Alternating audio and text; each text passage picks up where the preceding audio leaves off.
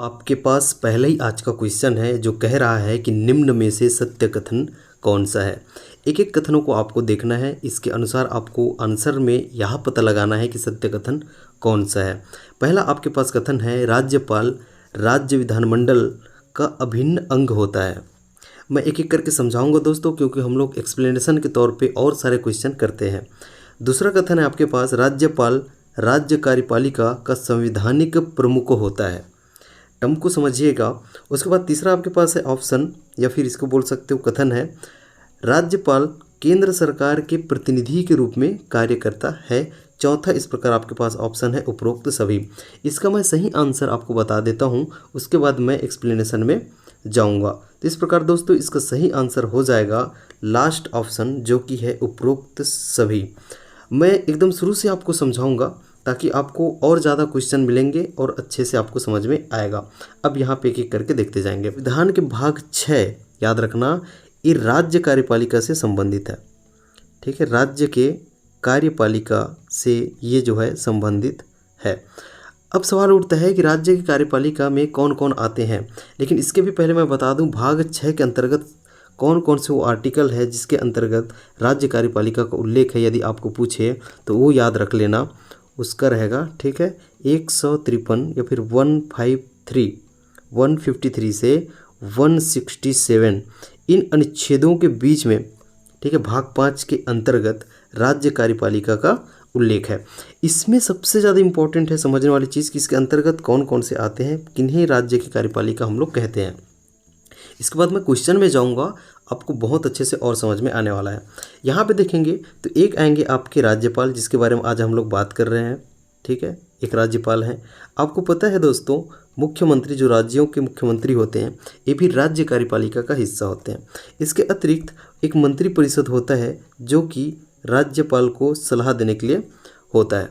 ठीक है, इसके मुख्य जो है मुख्यमंत्री होते हैं, तो राज्यपाल इसके अंतर्गत आते हैं, सीएम इसके अंतर्गत आते हैं, मंत्रिपरिषद इसके अंतर्गत आते हैं। इसके बाद देखेंगे एक चीज़ और, जिन्हें हम लोग कहते हैं महाधिवक्ता, राज्य के, ठीक है ना, राज्य के महाधिवक्ता, जिसको हम लोग एडवोकेट जनरल के नाम से जानते हैं।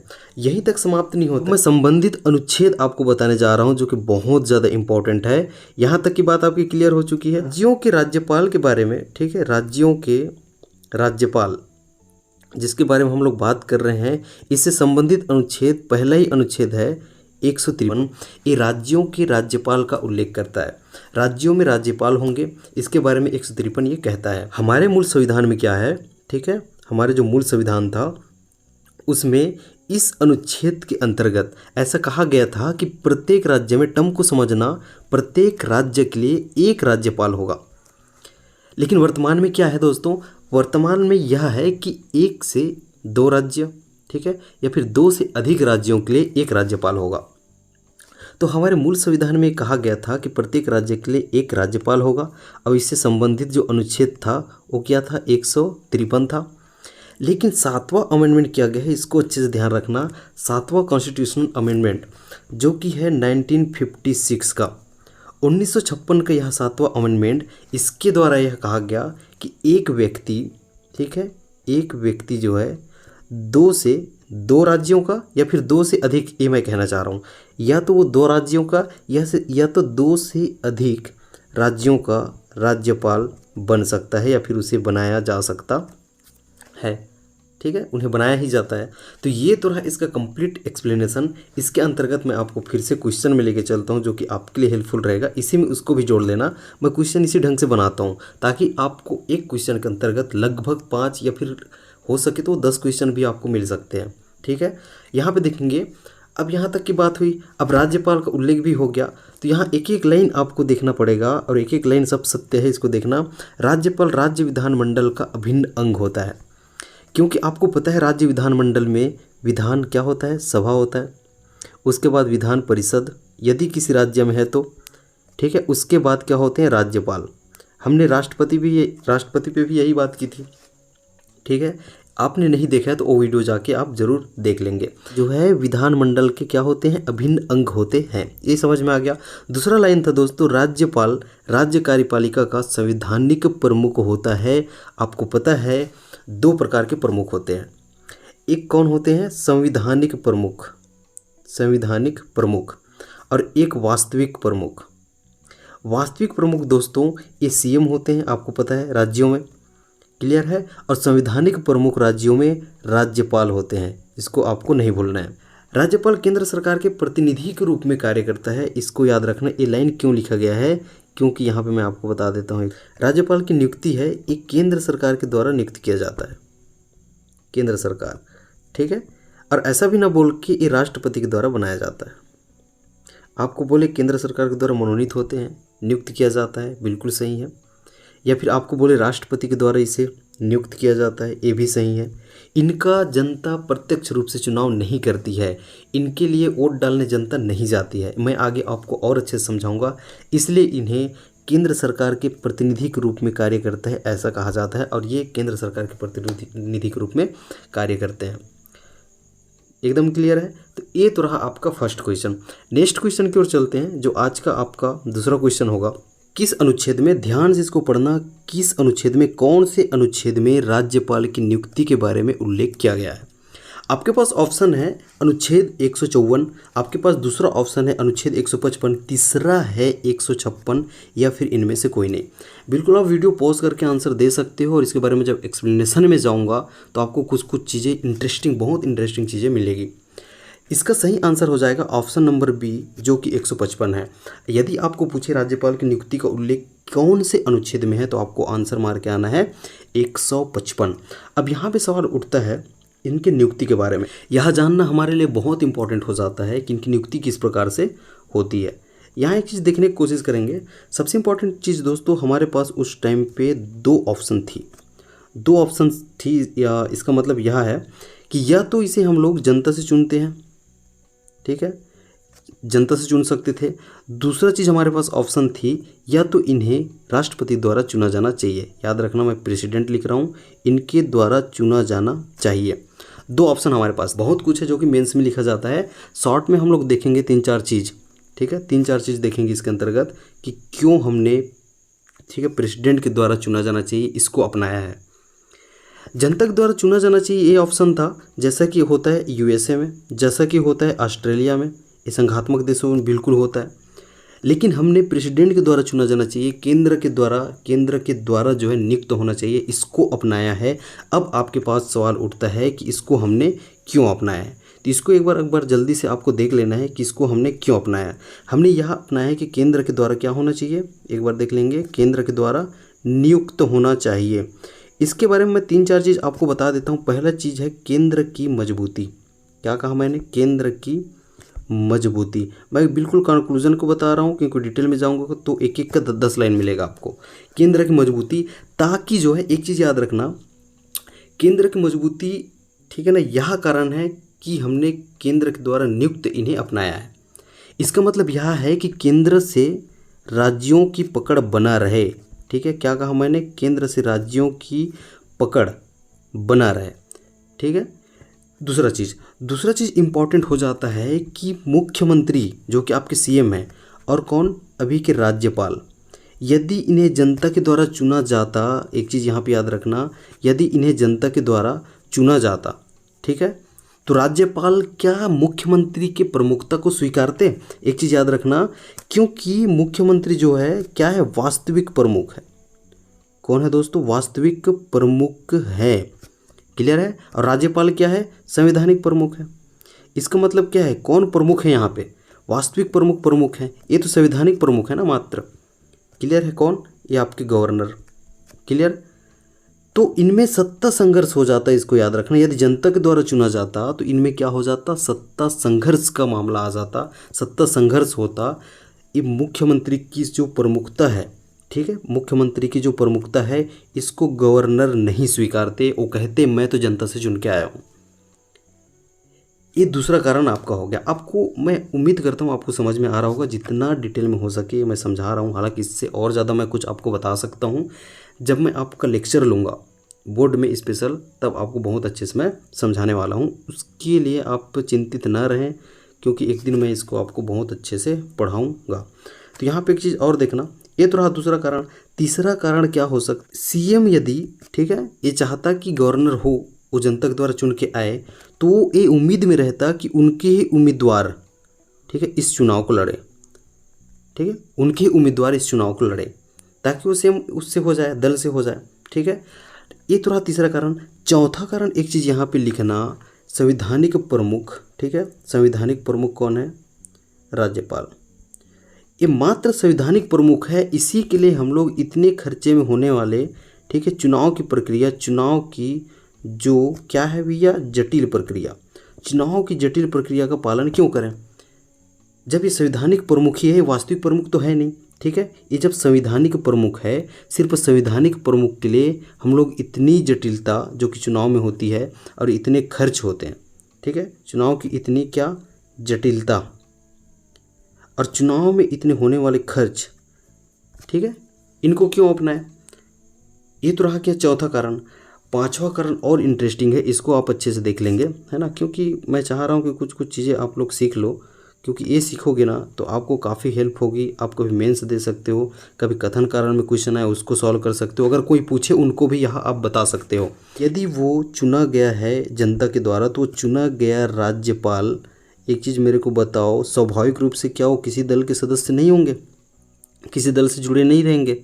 स्वाभाविक रूप से वो किसी दल से, ठीक है, किसी दल से या फिर गठबंधन से कैसे जुड़े नहीं होंगे? ठीक, ऑब्वियसली है कि वो किसी दल से, गठबंधन से जुड़े रहेंगे, जनता से यदि वो चुन के आ रहे हैं, ठीक है। तो ये जब दल से, किसी दल से जुड़े हैं, किसी गठबंधन से जुड़े हैं, तो क्या वो निष्पक्ष रहेंगे?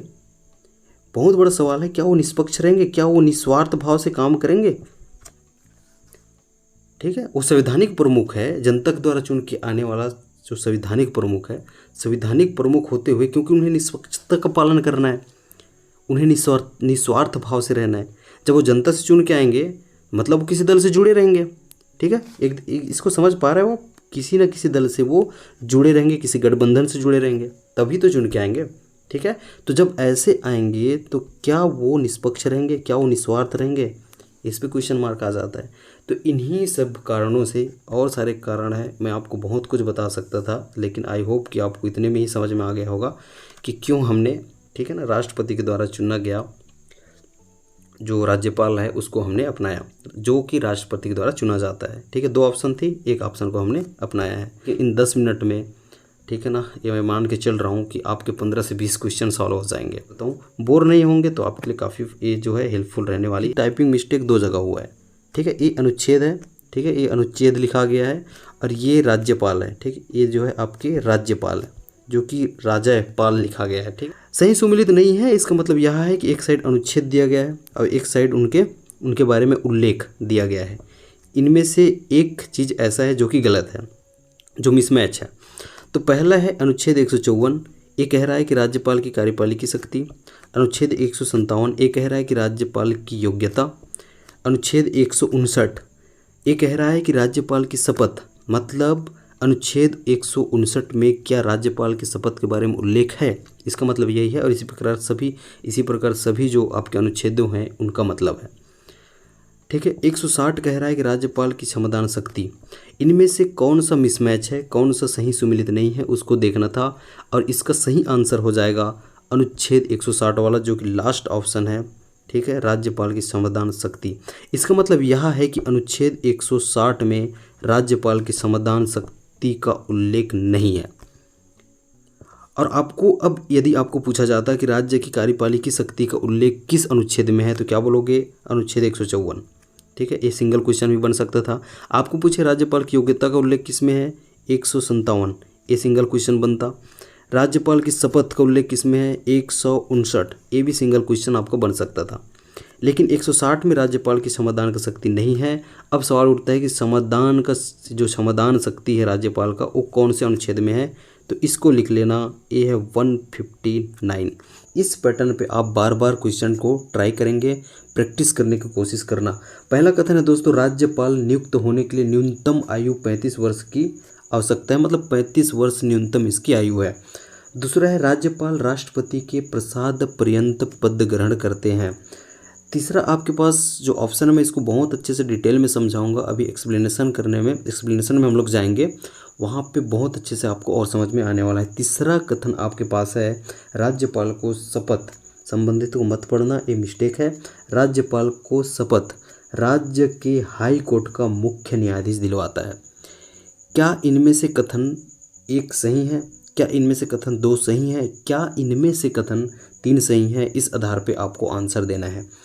ऑप्शन में है सत्य है, पहला ऑप्शन है कथन एक कथन दो, सत्य है कथन एक कथन तीन, सत्य है कथन दो कथन तीन, या फिर सत्य है कथन एक दो तीन। इसका सही आंसर हो जाएगा दोस्तों आपका, ठीक है, वीडियो पॉज करके क्या आपने आंसर सोच लिया है? तो मैं इसके सही आंसर आपको बताता हूँ। लास्ट है ऑप्शन नंबर डी, एक दो तीन। मतलब इसका मतलब यह है कि राज्यपाल नियुक्त होने के लिए 35 वर्ष एकदम चाहिए, ये बिल्कुल सही है। राज्यपाल राष्ट्रपति के प्रसाद पर्यंत पद ग्रहण करता है, ठीक है, इसके बारे में अभी आपको और अच्छे से बताता हूँ। राज्यपाल को शपथ राज्य के हाई कोर्ट का मुख्य न्यायाधीश दिलवाता है। इसके एक्सप्लेनेशन में जा रहा हूँ, एक चीज़ याद रखना, ठीक है, ये तो आपके बारे में हो गया, ठीक, इसको आप इधर एक्सप्लेनेशन के तौर पे समझते जाइए। राज्यपाल नियुक्त होने के लिए दो चीज़ की ज़रूरत पड़ती है, एक भारत का नागरिक हो, ठीक है, तभी तो बनोगे आप। दूसरा 35 वर्ष आपकी उम्र, ठीक है, पूर्ण हुआ हो, ठीक है। इसमें और कुछ कुछ मापदंड होते हैं, जैसे, ठीक है, इंपॉर्टेंट चीज़ है, वो किसी क्षेत्र में, ठीक, प्रख्यात हो, राज्य के बाहर का व्यक्ति हो, ये कुछ मापदंड है दोस्तों, ठीक। उन्हें, ठीक है, राज्य की स्थानीय राजनीति का पता ना हो, स्थानीय, ठीक है, राजनीति से उतना जुड़ा नहीं होना चाहिए, ठीक है, उसके बारे में, उनके बारे में उतना ज़्यादा उन्हें ज्ञान नहीं होना चाहिए स्थानीय राजनीति के बारे में, और बिल्कुल एक अलग व्यक्ति उन्हें होना चाहिए। इसके अलावा मैं और बता दूं दोस्तों, वहाँ एक ऐसा व्यक्ति होना चाहिए जिसने आम तौर पर और विशेष रूप से हाल ही के दिनों में राजनीति में बहुत अधिक हिस्सा नहीं लिया हो। ऐसा व्यक्ति हो जो अभी हालियों में, ठीक है, अभी हाल के दिनों में राजनीति में ज़्यादा, ठीक है, राजनीति में ज़्यादा जो है वो हिस्सा नहीं लिया हो, ये मापदंड है। लेकिन मुख्यतः रूप से देखो तो इसको लिख लेना, भारत का नागरिक हो, 35 वर्ष की आयु पूर्ण कर चुका हो, ये प्रमुख उनकी अहर्ताएँ हैं। अगर वो पद पर आसीन है, ठीक है, वो पद पर आसीन है, तो उन्हें पद पर बने रहने के लिए, ठीक है, बने रहने के लिए कोई भी लाभ का पद धारण नहीं करना चाहिए, कोई भी लाभ का पद वो धारण नहीं करेगा, इसको भी देख लेना। याद रखना, ये राष्ट्रपति के द्वारा नियुक्त होकर 5 वर्ष के लिए आते हैं, ठीक है, कितने वर्ष के लिए आते हैं? ये 5 वर्ष के लिए आते हैं। यहाँ तक एकदम क्लियर हुआ। ये अपने पद पर तब तक धारण करते हैं, फिर तब तक बने रहते हैं, ये पद पर तब तक बने रहते हैं जब तक कि उनका उत्तराधिकार, ठीक है, मतलब अगला जो गवर्नर है, राज्यपाल है, नियुक्त होकर नहीं आ जाता, अपना पद ग्रहण नहीं कर लेता। क्लियर है? तब तक ये बने रहते हैं। इसका मतलब यह है कि राज्यपाल की जो पद है, राज्यपाल का जो पद है, वो कभी भी खाली नहीं रखना, यह इनका उद्देश्य होता है।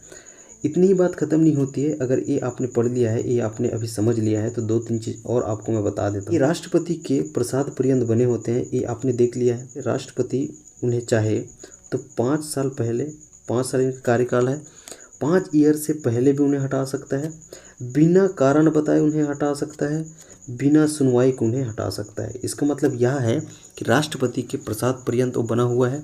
इसका मतलब कतई यह नहीं है कि वो 5 वर्ष तक ही बना रहेगा, ठीक है, उसके पहले भी राष्ट्रपति उन्हें हटा सकता है, ठीक है। दूसरा चीज़, बिना कारण बताए उन्हें हटा सकता है।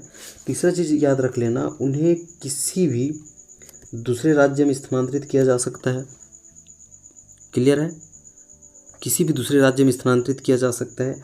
और जब उन्हें 5 साल यदि वो रहते हैं, मान के चलो उन्हें नहीं हटाया गया बीच में, और 5 साल तक पूर्ण रूप से उन्होंने काम किया, ठीक है, इसके बाद राष्ट्रपति के पास यह भी शक्ति है कि वो उन्हें उसी राज्य का, फिर से उसी राज्य का या फिर दूसरे राज्य का फिर से गवर्नर नियुक्त किया जा सकता है, या फिर वो कर सकते हैं।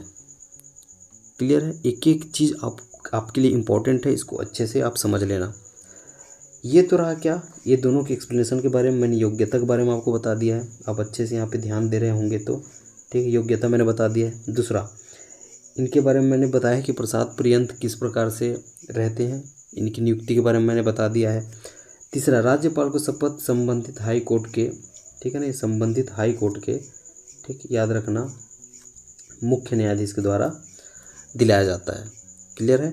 और यहाँ पे एक चीज़ और याद रखना, अगर मुख्य न्यायाधीश अनुपस्थित है तो इन्हें हाई कोर्ट का वरिष्ठ न्यायाधीश, ठीक है ना, शपथ दिलाए। एक महत्वपूर्ण क्वेश्चन उनकी शक्तियों को लेकर बनता है, ठीक है, उनकी शक्तियों के बारे में आपको पूछा जाता है, उससे रिलेटेड एक क्वेश्चन है, इसको अच्छे से आपको देखना है। असत्य कथन की पहचान करें, ये आपके पास क्वेश्चन है। कथन में देखेंगे 3-4 चीज़ आपको अच्छे से देख लेना है, ठीक है ना, उसके बाद आपको सही आंसर देखना है। राज्य का महाधिवक्ता राज्यपाल के प्रसाद पर्यंत पद ग्रहण करता है। दूसरा कथन आपके पास है, राज्यपाल संबंधित राज्य विधान सभा का सत्र आहूत करता है और सत्रावसान कर सकता है। क्लियर है। राज्यपाल द्वारा द्विसदनी विधानमंडल के विधान परिषद में, द्विसदनी विधानमंडल मतलब विधानमंडल जहाँ पे विधान परिषद भी हो तो वो द्विसदनी हो जाएगा, क्योंकि वहाँ पे विधानसभा भी है।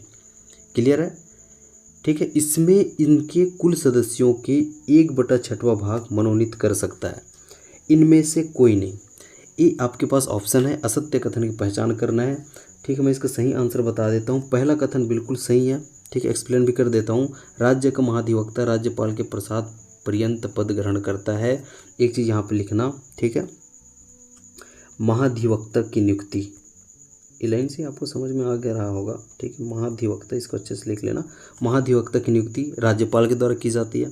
दूसरा, राज्यपाल संबंधित राज्य विधानसभा का सत्र आहूत, सत्रावसान कर सकता है। सत्र आहूत मतलब क्या होता है, बुलाना। क्लियर है, पहले भी मैंने इसको बताया है आपको। और सत्रावसान मतलब समाप्त करना।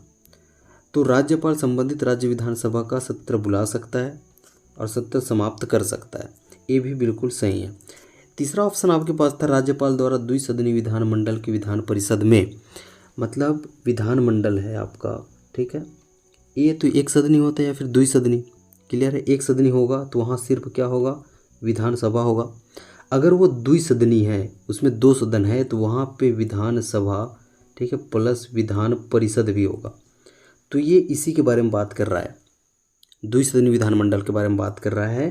तो ये कह रहा है कि राज्यपाल द्वारा द्विसदनी विधानमंडल के विधान परिषद में, क्लियर है, कुल सदस्यों के 1/6वां भाग मनोनीत कर सकता है। और ये स्पेशल क्षेत्र से होता है, मैं आगे इसको आपको बताता हूँ, जो कि कला विज्ञान के क्षेत्र में हो गया, समाज सेवा के क्षेत्र में हो गया, इसको देखना है। और लास्ट ऑप्शन था आपके पास, इनमें से कोई नहीं, तो इसका सही आंसर क्या हो जाएगा, लास्ट वाला, इनमें से कोई नहीं। इनमें से कोई नहीं, ये सही है, इसका सही आंसर, इसका मतलब यह है कि उपर्युक्त सभी कथन क्या थे, सत्य थे। और इसको आपको अच्छे से नोट कर लेना है। इसके अतिरिक्त ये 3 शक्तियाँ आपको मिल गई हैं। एक चीज़ याद रखना, जितने भी राज्य में काम होते हैं, ठीक है ना, राज्य के समस्त कार्य राज्यपाल के नाम पे किए जाते हैं, के द्वारा मुख्यमंत्री, क्लियर है, और साथ ही सभी मंत्रियों की नियुक्ति की जाती है। ये इनके प्रसाद पर्यंत, ठीक है, पद पर बने रहते हैं। तीसरा चीज़ देखना, 4 राज्यों के नाम आपको याद होने चाहिए। एक है आपके छत्तीसगढ़, एक है आपके मध्य प्रदेश, ठीक है, ये मैं लिख लिया था, ये मध्य प्रदेश, एक आपका उड़ीसा हो जाएगा, और एक आपका झारखंड। इनमें राज्यपाल के द्वारा जनजाति, ठीक है ना, कल्याण मंत्री की नियुक्ति राज्यपाल के द्वारा किया जाता है। वही जनजाति कल्याण मंत्री की नियुक्ति ये 4 राज्यों में इसलिए किया जाता है क्योंकि ये जनजातियों के लिए कार्य करेंगे, जनजातियों के कल्याण हेतु ये जुड़ेंगे, और साथ ही साथ सिर्फ जनजातियों के नहीं, अनुसूचित जाति, पिछड़ा वर्ग या फिर अन्य किसी वर्ग के कल्याण हेतु ये जुड़ेंगे, मतलब उनसे संबंधित कार्यों को ये संभालेंगे। इसके अतिरिक्त इनकी शक्तियों के बारे में एक चीज़ और बता देता हूँ, इनके विशेष अभिभाषण विधानसभा के प्रत्येक आम चुनाव, ठीक है, के बाद, ठीक है, प्रथम सत्र में प्रत्येक वर्ष के, ठीक है, प्रत्येक वर्ष के प्रथम सत्र में इनका विशेष अभिभाषण होता है। इसके अतिरिक्त मैं और आपको कुछ बता देता हूँ। राज्यपाल के पास यह अधिकार है, यह शक्ति है कि वो विधानमंडल के सदनों को संदेश भेज सकते हैं, मतलब किसी लंबित विधेयक के संबंध में हो सकता है, किसी अन्य विषय के संबंध में हो सकता है, इतने भी, ठीक है ना, आपके विधेयक हैं। कानून तब बनेगा जब राज्यपाल के द्वारा हस्ताक्षर किया जाएगा। को आपको अच्छे से देख लेना है। इस क्वेश्चन को अच्छे से पढ़ेंगे, समझ नहीं आने से मैं इसके आगे आपको एक्सप्लेन के तौर पे अच्छे से समझाने वाला हूँ। पहले इस क्वेश्चन का आंसर हम लोग फाइंड कर लेते हैं। राज्य विधानमंडल द्वारा, इसको अच्छे से देखेंगे, पारित विधेयक, जब वो राज्य विधानमंडल के सदनों से पारित होते हैं तो राज्यपाल के पास जाते हैं। राज्यपाल क्या नहीं कर सकते, तो राज्य विधानमंडल द्वारा पारित विधेयक पर राज्यपाल क्या नहीं कर सकते हैं? विधेयक पर स्वीकृति दे सकते हैं, विधेयक पर स्वीकृति देने से रोक सकते हैं, क्या ये नहीं कर सकते?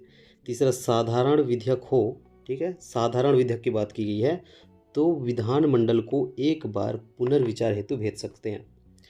सदनों के असहमति की स्थिति में राष्ट्रपति से परामर्श कर सकते हैं। इनमें से आपको अच्छे से देखना है और कौन सा वो कथन है, ठीक है ना, जो राज्यपाल के द्वारा नहीं किया जा सकता है। इसका सही आंसर हम लोग देख लेते हैं, उसके बाद मैं इसके बारे में समझाऊंगा तो आपको बहुत अच्छे से समझ में आने वाली है। तो इसका सही आंसर हो जाएगा ऑप्शन नंबर डी। सदनों की असहमति की स्थिति में राष्ट्रपति से परामर्श कर सकते हैं, ऐसा नहीं है। क्वेश्चन पूछा गया है, उसको ध्यान से पढ़ेंगे, इस पैटर्न पे पूछा जाता है, नहीं लिखा गया है उसमें, ठीक है। तो इसका सही आंसर होगा ये। इसका मतलब क्या था, वो स्वीकृति दे सकते हैं विधेयक पर अस्वीकृति भी दे सकते, मतलब स्वीकृति देने से रोक भी सकते हैं। साधारण विधेयक हो तो विधानमंडल को एक बार पुनर्विचार के लिए भेज भी सकते हैं। आप इसको अच्छे से समझेंगे तो एक प्रकार से क्लास ही है, ठीक है। मैं दो प्रकार के विधेयकों पे बात करने जा रहा हूँ।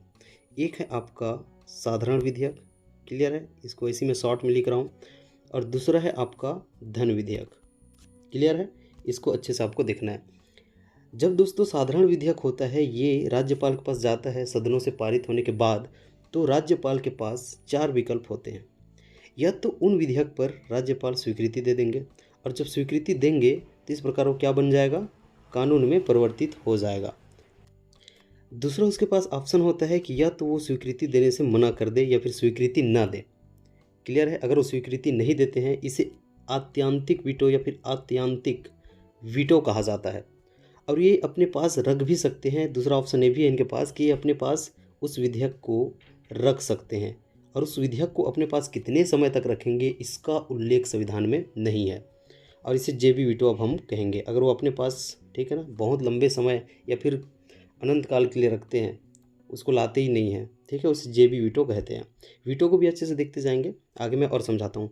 तीसरा ऑप्शन उनके पास होता है, यदि उनके पास जो विधेयक आया है, इसको अच्छे से देखेंगे, यदि उनके पास जो विधेयक आया है, क्लियर है, उनको लगे कि इस विधेयक में संशोधन की ज़रूरत है, इस विधेयक में साइन करना, इसे कानून बनाना उचित नहीं होगा, तो वो एक बार पुनर्विचार के लिए भेज देंगे। किनके पास भेजेंगे, इसको अच्छे से देखना, पुनर्विचार के लिए सदनों को वापस भेज देंगे कि तुम इस पर संशोधन करो, उसके बाद मेरे पास भेजो। और इसके बाद जब सदन, ठीक है, जब सदन को वापस भेज दिया पुनर्विचार के लिए, सदन पुनर्विचार के बाद पुनः राज्यपाल को भेजती है, ठीक है, राज्यपाल को पुनः भेजा जाता है, भले उसमें संशोधन करे या फिर संशोधन नहीं करे, ठीक है, बिना संशोधन किए बगैर भी अब दोबारा राज्यपाल को भेजते हैं एक बार पुनर्विचार के बाद। तो यहाँ पे राज्यपाल अब बाध्य हो जाते हैं, उन्हें यहाँ पे साइन करना ही पड़ता है, और इस प्रकार ये कानून बन जाते हैं। एक स्थिति और होती है, चौथा विकल्प होता है, या राज्यपाल को यह लगता है कि इस, ठीक है ना, विधेयक में 3 चीज़ों का, ठीक है, उल्लंघन हो सकता है। ये देश हित के लिए उल्लंघन हो सकता है, मतलब देश हित के खिलाफ हो सकता है। दूसरा, संविधान के खिलाफ हो सकता है। यदि उनको लगता है कि संविधान के खिलाफ है, यही कानून बनने के बाद संविधान के खिलाफ हो जाएगा, राष्ट्रहित हम जो बोल रहे हैं उसके खिलाफ हो जाएगा, या फिर इसको कानून बनाने पर हाई कोर्ट, ठीक है ना, हाई कोर्ट की शक्ति कम हो जाएगी। इस स्थिति में राज्यपाल क्या करते हैं, इन्हें जो है इस विधेयक को, ठीक है, राष्ट्रपति को भेज देते हैं। ठीक, इस विधेयक को किसको भेजते हैं, राष्ट्रपति को भेज देते हैं। इसको आपको अच्छे से देखना है।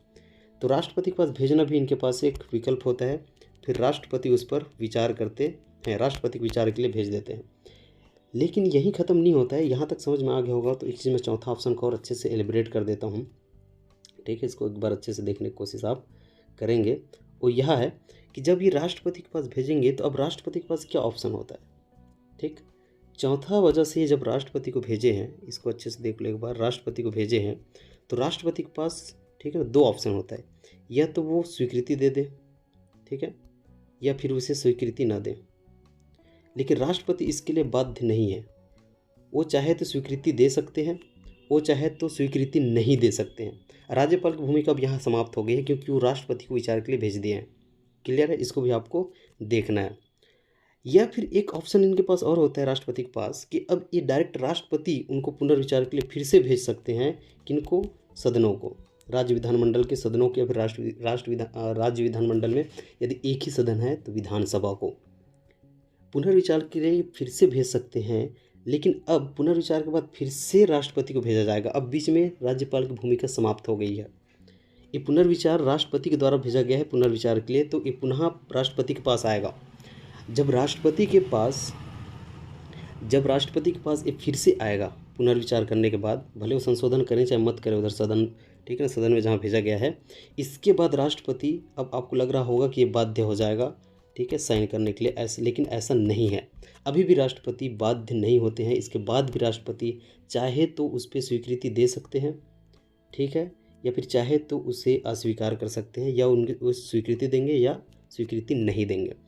तो ये तो रहा, आपको समझ में आया होगा, जो कि आपका कौन सा था, क्लियर है, साधारण विधेयक। ये भी आपको समझना होगा कि यदि धन विधेयक भी उनके पास पारित होकर आता है तो राज्यपाल, ठीक है, उन पर स्वीकृति दे सकते हैं या फिर उससे स्वीकृति नहीं दे सकते, ठीक है। लेकिन याद रखना, उन्हें पुनर्विचार के लिए विधानमंडल को नहीं लौटाएंगे। यहाँ पे इनके पास ये शक्ति नहीं होती है कि पुनर्विचार के लिए लौटाएं, या तो वो स्वीकृति दे दें या फिर स्वीकृति ना दें, ठीक है। लेकिन वो संविधान, जो आपके संविधान का उल्लंघन हो रहा है या फिर राष्ट्रहित के खिलाफ है, तो वो राष्ट्रपति को बिल्कुल भेज सकते हैं, राष्ट्रपति को विचार के लिए यहाँ पे ज़रूर बोल सकते हैं। लेकिन जैसे हमने अभी देखा था कि साधारण विधेयक को राष्ट्रपति फिर से पुनर्विचार के लिए भेज सकते थे, ठीक है, लेकिन यहाँ भी राष्ट्रपति के पास ये अधिकार नहीं होता है कि वो फिर से अब इसे, ठीक है, विधानमंडल को पुनर्विचार के लिए भेजें। इसको भी आपको समझना ही पड़ेगा। क्लियर है। यहाँ पे एक चीज़ ध्यान देना, जब वो पुनर्विचार के लिए भेजते थे उसे निलंबनकारी वीटो कहा जाता है, ठीक है, फिर से भेज दिया। लेकिन धन विधेयक में पुनर्विचार के लिए नहीं भेज रहे हैं, इसका मतलब एक सवाल और उठता है कि धन विधेयक में निलंबनकारी वीटो राज्यपाल के पास नहीं होता है। एकदम क्लियर है। एक चीज़ यहाँ पे ध्यान रखना दोस्तों, सामान्यतः तौर पे अगर आपको कथन कारण में पूछे तो एक क्वेश्चन पूछ सकता है, वो बोलेगा, क्या बोलेगा कि धन विधेयक सामान्यतः, आपको पूछा जाए क्या धन विधेयक सामान्यतः इसमें स्वीकृति मिल जाती है? जी हाँ दोस्तों, क्योंकि धन विधेयक को प्रस्तुत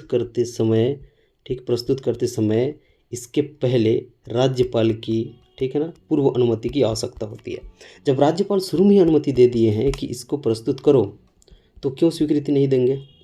एक चीज़ आपको यहाँ पे वो पूछ सकता है, डायरेक्ट अगर क्वेश्चन पूछे, अगर कोई आपको पूछता है कि धन विधेयक सामान्य तौर पे क्या स्वीकृति उन्हें प्रदान हो जाती है, तो आप क्या कहेंगे? जी हाँ, वो स्वीकृति सामान्य तौर पे दे ही देते हैं, क्योंकि उनके पूर्व अनुमति से ही वो पेश हुआ रहता है। नेक्स्ट क्वेश्चन की ओर चलते हैं, और आज का आपका अगला क्वेश्चन रहेगा इस प्रकार से, निम्न में से किस वीटो का प्रयोग धन विधेयक के मामले में राज्यपाल नहीं करता है? अभी मैंने आपको इसको समझाया है, तो वीटो कौन सा है उसको आप अच्छे से देख लेंगे। यहाँ पे एक बार और मैं समझाने की कोशिश करूँगा।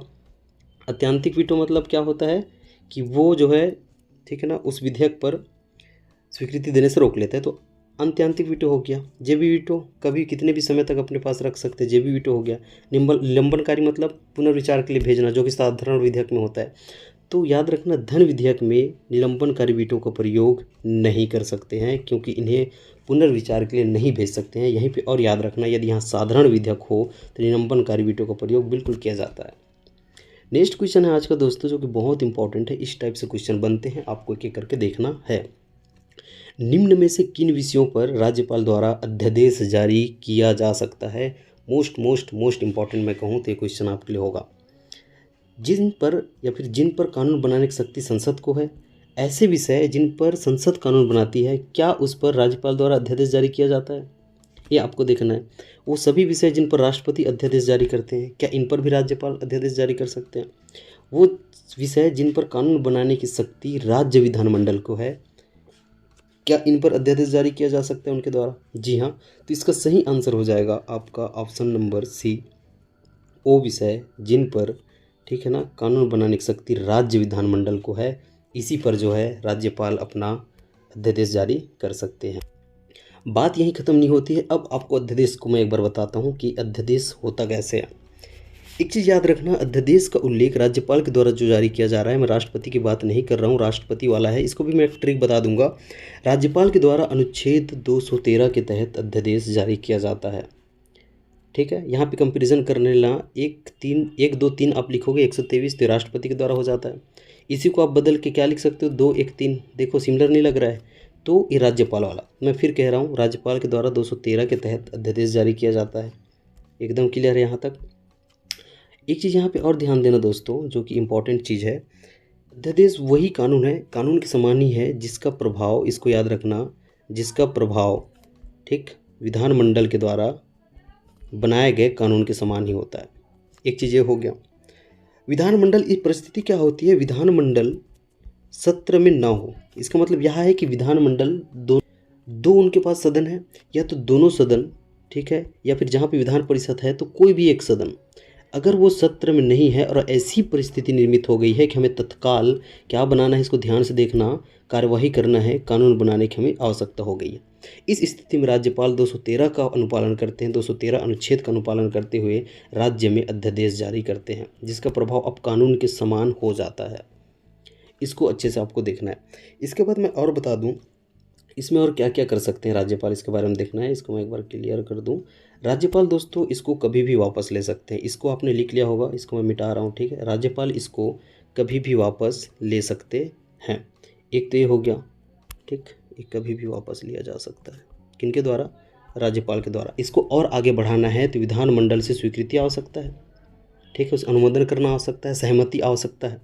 अगर इसको समाप्त कर लेना, यहाँ पे 6 सप्ताह के भीतर एक संकल्प लाना पड़ेगा, ठीक है, संकल्प लाना पड़ेगा, और इसको पहले विधानसभा पर, ठीक है ना, विधानसभा में प्रस्तुत किया जाएगा, और वहाँ अगर विधान परिषद है तो विधान परिषद को वहाँ पे सहमति देना होगा, और इस प्रकार से समाप्त किया जा सकता है। यदि विधान परिषद नहीं है, सिर्फ विधानसभा है जहाँ पे, तो सिर्फ विधानसभा में काम हो जाएगा। इस प्रकार से समाप्त किया जाता है। एक चीज़ याद रखना, ये राज्यपाल की स्वाविवेकी शक्ति नहीं होती है। क्या? ये राज्यपाल की स्वाविवेकी शक्ति नहीं होती है, ठीक है, ये उनकी इच्छा अनुसार ये भी नहीं होता, मंत्रिपरिषद के सलाह पर ही होता है। राज्य वित्त आयोग का गठन मुख्यमंत्री द्वारा राज्यपाल की परामर्श पर किया जाता है। क्लियर है। दूसरा लिखा हुआ है, राज्यपाल के पास यह शक्ति नहीं होती है कि वो मृत्यु दंड को माफ कर सके। धन विधेयक राज्यपाल के पूर्व सहमति से ही विधानसभा में प्रस्तुत होती है। तो इसको अच्छे से आप पढ़िएगा। और इस प्रकार आपके पास कथन है, सिर्फ कथन एक सही है, क्या कथन 1 2 सही है, क्या कथन 2 3 सही है, या फिर 1 2 3 सही है। इसका सही आंसर आप मुझे कमेंट बॉक्स में अभी के अभी दें, जिस वक्त ये आप देख रहे हो क्वेश्चन। इसका सही आंसर हो जाएगा ऑप्शन नंबर सी, सिर्फ 2 3 सही है। अब हम लोग इसको एक्सप्लेन करने जा रहे हैं। राज्य वित्त आयोग का गठन मुख्यमंत्री द्वारा राज्यपाल के परामर्श पर किया जाता है, ये कथन गलत है। तो इसका सही कथन क्या होगा, राज्य वित्त आयोग का गठन राज्यपाल के द्वारा किया जाता है। राज्यपाल के द्वारा इस आयोग का गठन क्यों किया जाता है, ये प्रत्येक 5 वर्ष में, याद रख लेना, प्रत्येक 5 वर्ष में पंचायत, ठीक है, पंचायतों एवं नगर पालिकाओं, इनकी आर्थिक स्थिति के समीक्षा के लिए, ठीक है, ये राज्य वित्त आयोग का गठन राज्यपाल के द्वारा किया जाता है। अब यहाँ पे देखेंगे, राज्यपाल के पास यह शक्ति नहीं होती है कि वो मृत्यु दंड को माफ कर सके, ये बिल्कुल सही है, लेकिन इसको हम लोग और एक्सप्लेन कर सकते हैं इस प्रकार से। इनकी क्षमादान शक्ति देखेंगे, राज्यपाल के पास क्षमादान शक्ति वही होती है जो कि राष्ट्रपति के पास होती है। लेकिन राष्ट्रपति और जो आपके राज्यपाल में इसमें समानता क्या होती है देखेंगे। एक चीज़ याद रखना, राज्यपाल जो भी दंड का माफ करेंगे, जहाँ पे भी क्षमादान शक्ति का यूज़ करेंगे, वो राज्य विधानमंडल द्वारा या फिर इसके तहत विधि से, ठीक है, इसी के तहत विधि से जिस भी सज्जन को दंड दिया गया है, उसी के अंतर्गत, राज्य विधानमंडल के तहत विधि के अंतर्गत ही दंड दिया हुआ दंड पर ही वो क्षमादान शक्ति का प्रयोग करेंगे। और राष्ट्रपति केस में देखते हो तो वो केंद्रीय विधान, ठीक है ना, केंद्रीय विधान से दंड दिया गया, वहाँ पे शक्ति का प्रयोग करते हैं। और इनके पास सिमिलर होता है, राज्यपाल भी क्षमा कर सकते हैं दंड दिया हुआ को, राज्यपाल भी प्रविलंबन कर सकते हैं, मैं सब आपको समझाया हूँ। राज्यपाल भी लघुकरण कर सकते हैं, परिहार का प्रयोग कर सकते हैं, लेकिन राज्यपाल मृत्यु दंड को माफ नहीं कर सकते, इसको याद रखना। अब सवाल उठता है कि राज्य विधान से दिया गया मृत्यु दंड भी राष्ट्रपति माफ करते हैं? जी हाँ, राष्ट्रपति राज्य विधान के द्वारा भी दिया गया रहे या फिर केंद्रीय विधान के द्वारा दिया गया रहे मृत्यु दंड पर वो माफ़ कर सकते हैं। उनके पास अनन्य अधिकार होता है। इसको आपको अच्छे से देखना है। ये 163 में क्या है, क्लियर है? क्या बोल रहा है 163 में क्या है? ठीक, इसको अच्छे से पढ़ेंगे। पहला कथन है, अपने स्वैच्छिक कार्यों को छोड़कर अन्य सभी कार्यों हेतु राज्यपाल को, ठीक है, इसको अच्छे से पढ़ेंगे, राज्यपाल को राज्य मंत्री परिषद से सलाह लेनी होगी। दूसरा है, राज्य की समस्त कार्यपालिका शक्तियाँ राज्यपाल में निहित होती है। राज्य मंत्री परिषद सामूहिक रूप से राज्य विधानमंडल के प्रति जिम्मेदार होंगे।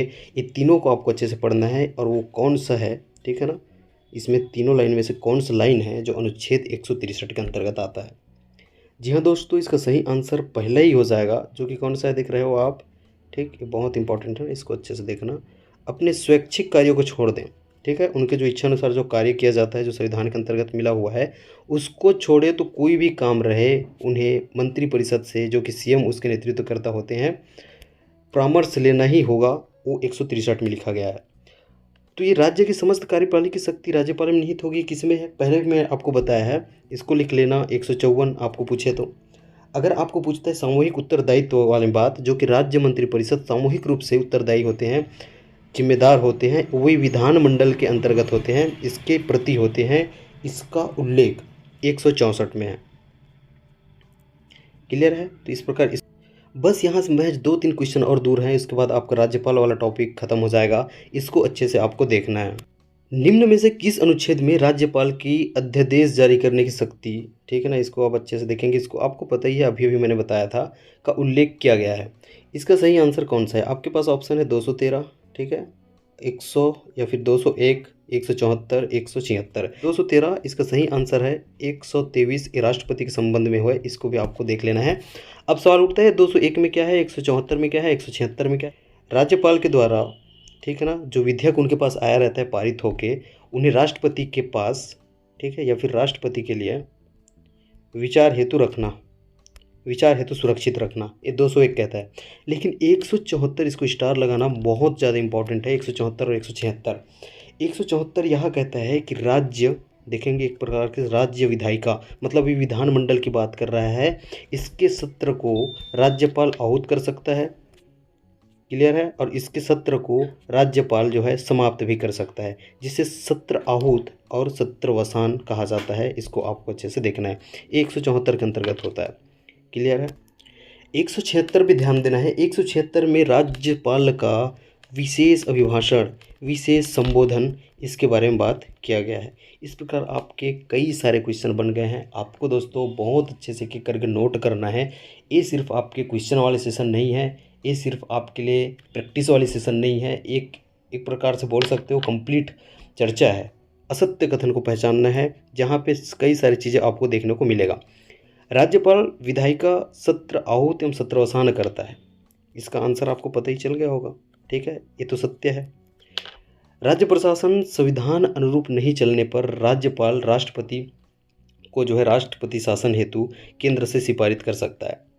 इसका मतलब यह है कि राज्य प्रशासन, ठीक है ना, संविधान अनुरूप नहीं चल रहा है, तो संबंधित राज्य का राज्यपाल जो है केंद्र से यह सिफारिश कर सकता है कि यहाँ पर राष्ट्रपति शासन लाया जाए। कोई दल या गठबंधन यदि सरकार बनाने की स्थिति में न हो तो जो सीएम है सभा का विघटन कर सकते हैं या फिर विधानसभा को विघटित कर सकते हैं।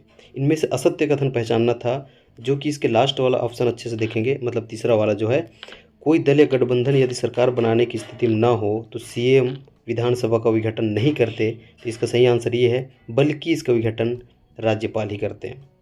क्लियर है? तो ये 3 लाइन आपको और मिल गया है। राज्यपाल विधायिका सत्र आहूत करता है, सत्रावसान करता है। राज्यपाल या राष्ट्रपति शासन हेतु केंद्र से सिफारिश करता है। राज्यपाल जो है राज्य विधायिका को विघटित भी कर सकता है यदि कोई दल गठबंधन यदि सरकार बनाने की स्थिति में ना हो। इसको भी आपको अच्छे से देख लेना है।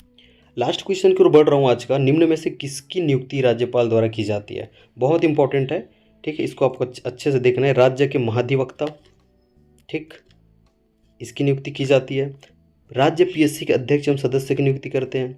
राज्य निर्वाचन आयोग के अध्यक्ष एवं सदस्य की नियुक्ति करते हैं। इस प्रकार इसका सही आंसर होना था उपरोक्त सभी।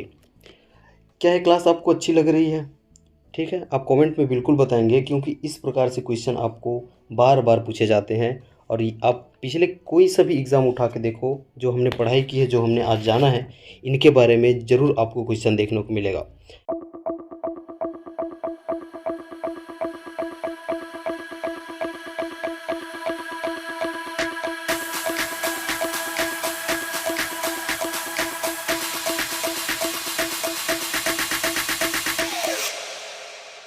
do do do do do